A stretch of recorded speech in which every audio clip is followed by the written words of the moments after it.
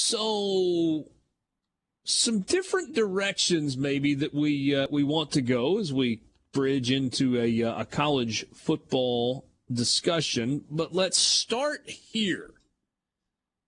Brian Haydad, you brought this to the table today. SEC championship odds from Caesars. Now, y'all are going to hate my take on one of these. You're going to hate it, and I hate it. But you're going to hate it. I hate all of your takes. It's understandable. Worst odds of the 14 teams in the SEC belong to Vanderbilt at 1,000 to 1. Next worst odds, Missouri. Real quick, we discussed that on the podcast for tomorrow, the Thunder and Lightning podcast. That's awfully generous, don't you think? Don't you think you could play a billion scenarios out and Vanderbilt would not only never win the SEC, but they would never – how often would they even have a winning record? Like, Vanderbilt should be 1 billion to 1 to win the SEC next year. Yeah, you could bait people into dropping 10. In which case we would buy $1, right? Yeah. I would go put $10 on that, and then I would just try to find a way to discreetly murder the rest of the SEC. Yeah, you'd get people dropping $10 on Vanderbilt plus you could make money. You'd make money on that deal. You're never going to have to pay it back. Vandy at 1,001, Missouri at 500 to 1. The odds-on favorite to win the SEC, according to Caesars, Alabama at minus 140.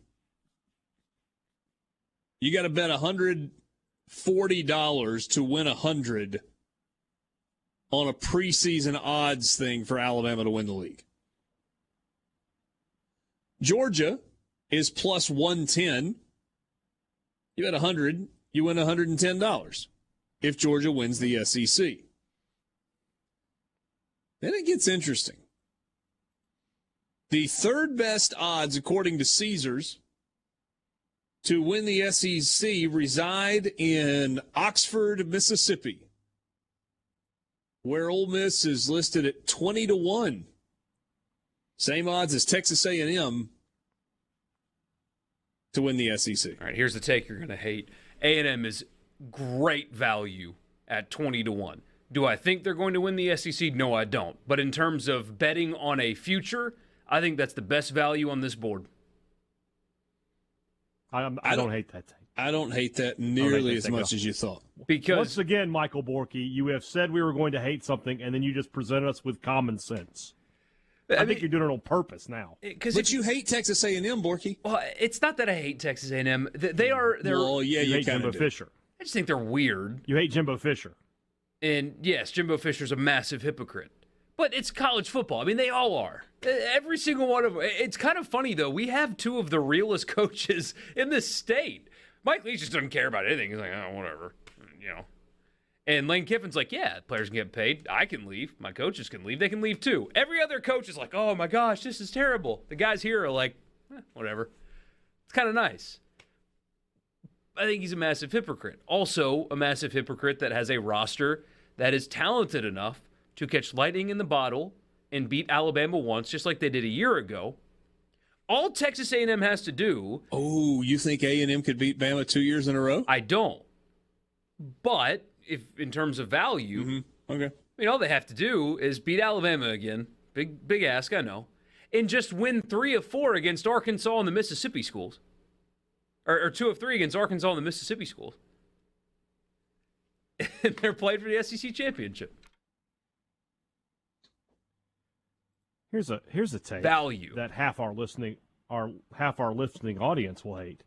Ole Miss at 20 to 1 is third place is a joke. Come on, guys. Come on. You're not replacing Corral and going to be better.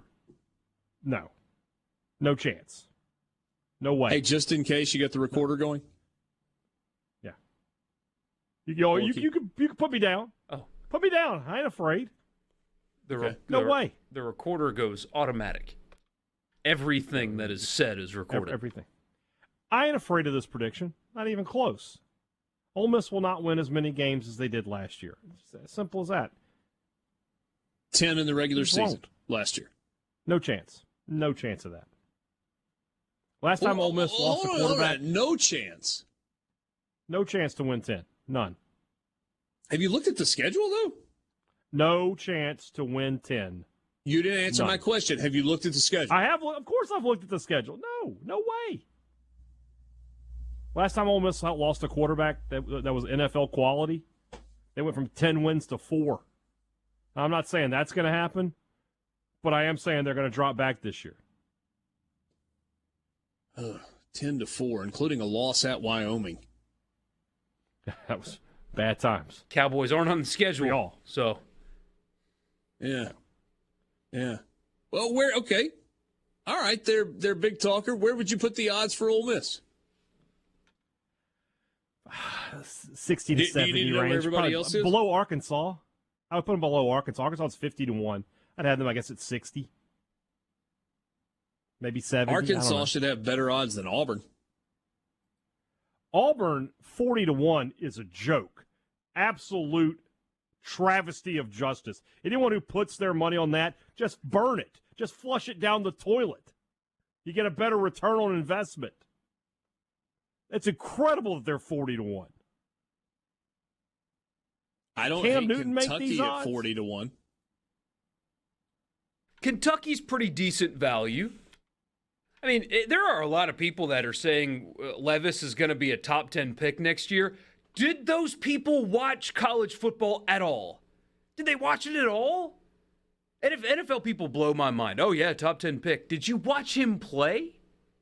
Because if Malik Willis and Matt Corral and Sam Howell and Desmond Ridder all fell, he's worse than all of them.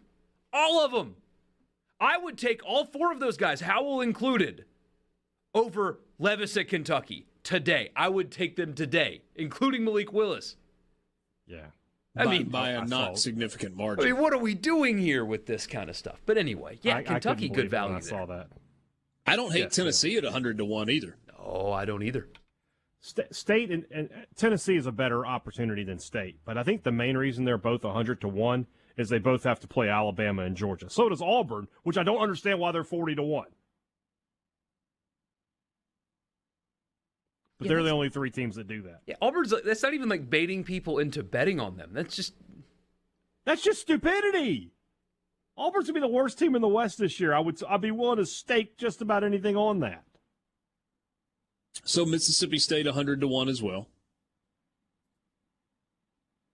We did have somebody ask why Ole Miss's odds were so good. I think the explanation is really very simple. Now, you can disagree with the logic, but I think the logic, it adds up when you look at it this way. First of all, the schedule is quite favorable for Ole Miss. It's a favorable schedule, for sure.